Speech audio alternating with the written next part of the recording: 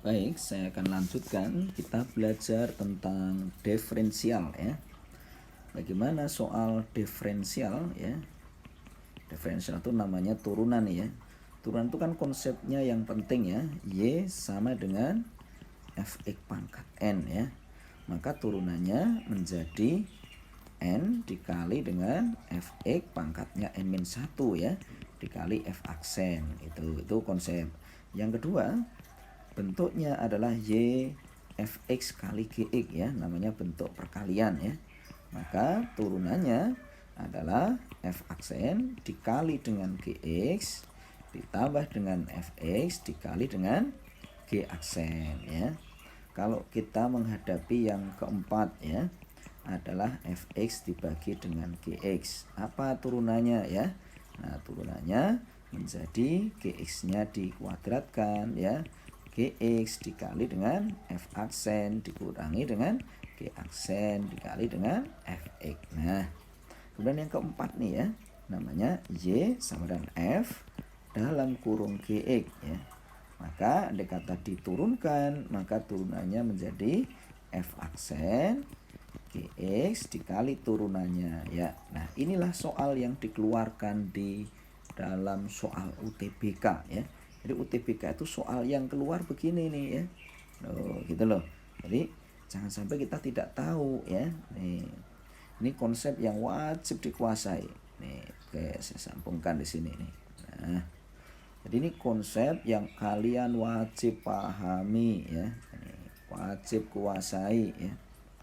Jangan sampai besok kita gagal memahami ini. Wajib tahu. Nah, sekarang coba kita praktekkan ya ke UTBK 2021 ya. Diberikan ada suatu fungsi ya. Nah, diketahui begini nih. Misalkan ini contoh ya. Soal yang dikeluarkan di UTBK. Ada tulisan hx ya. Hx itu misalkan tertulis 2fx dikali dengan sin dalam kurung gx. Ya, misalkan kejadiannya begini nih ya. Nah, tapi diketahui ya bahwa g pi per 2 itu senilai dengan pi per 2 ya. Nah, jadi senilai dengan pi per 2. Maka pertanyaannya adalah yang ditanyakan tentukan nilai h aksen pi per 2 dibagi dengan f aksen ya. Pi per 2 misalkan ya. Ditanyakan begitu. Nah, apa yang kita lakukan ya?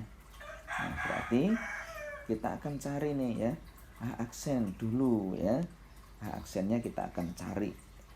Siapa ini h aksen ya? Ini kan pertanyaannya h aksen. Berarti kita akan cari dulu si h aksen dulu ya. H aksen itu kalau kita turunkan di sini, h aksen turunannya bentuknya perkalian ini ya. Ini perkalian, dianggap saja U, ini dianggap saja V ya. Maka turunannya adalah 2F aksen, turunannya adalah 2F aksen, yaitu U aksen, gitu, dikali dengan V ya, dikali dengan V. Siapa V-nya? V-nya kan sin GX ya. Sin GX ditambah dengan U. Siapa U-nya? Ya 2Fx ya, 2Fx dikali dengan V aksen. Siapa V aksennya? V aksennya adalah cos dari gx dikali turunannya nih ya, g aksen gitu ya. Cara nurunkannya kan begitu nih. Turunannya si V itu. Nah, sekarang kita akan hitung berapa sih nilai h aksen pi per 2 itu.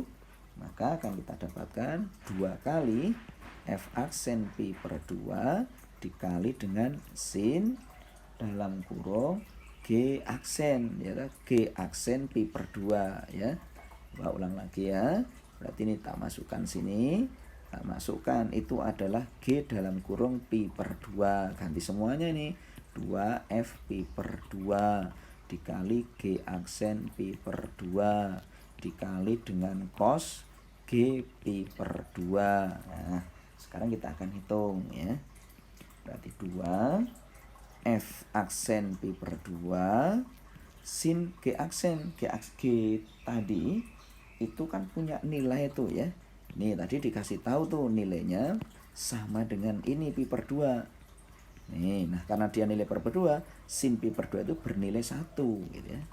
Nah, ditambah dengan 2 kali ya F pi per 2 dikali G aksen ya. Ini dikali dengan G aksen pi per 2 dikali, jangan lupa G ini tadi bernilai pi per 2, sedangkan cos pi per 2 bernilai 0 ya. Kalau bernilai 0 maka segini akan memberikan nilai 0 gitu ya.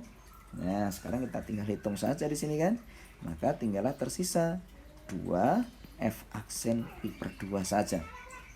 Maka karena yang ditanyakan itu adalah ini ya, yang ditanyakan yang ini, sedangkan kita sudah tahu nih bahwa H aksen pi per 2, nah ini dibagi, pindahkan ke sini nih, F aksen pi per 2, maka akan berikan nilai 2. Jadi soalnya keren banget ya, soalnya keren, disiapkan betul, jangan sampai besok tidak paham tentang turunan ini, wajib. Dan nanti penggunaannya intinya pasti ngubah-ngubah ke sini saja. Soal mau sampai gelombang 1, gelombang 2 ya, mesti soalnya hanya ini saja, nggak usah khawatir, semangat belajar.